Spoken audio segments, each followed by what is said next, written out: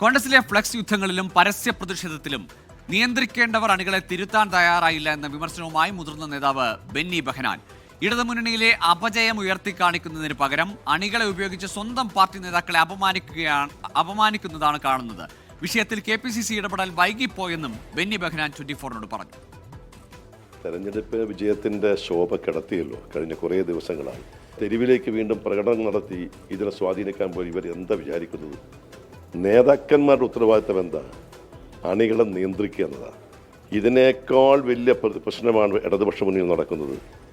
അപ്പോൾ ഇപ്പം അത് പറയേണ്ടതിന് പകരം ഞങ്ങൾ തമ്മിൽ തല്ലിക്കൊണ്ടിരിക്കുക. പാർട്ടി നേതാവ് ആരാണെന്ന് തീരുമാനിക്കുന്നത് പാർട്ടിക്ക് ചില നടപടിക്രമങ്ങളുണ്ട്. പ്രഥമ പരിഗണന സ്വാഭാവികമായും തെരഞ്ഞെടുക്കപ്പെട്ട അംഗങ്ങൾ. പക്ഷേ അന്തിമമായി തീരുമാനമെടുക്കാനുള്ള അവകാശം പാർട്ടി കാര്യങ്ങളിൽ പാർട്ടി നേതൃത്വത്തിനാണ്.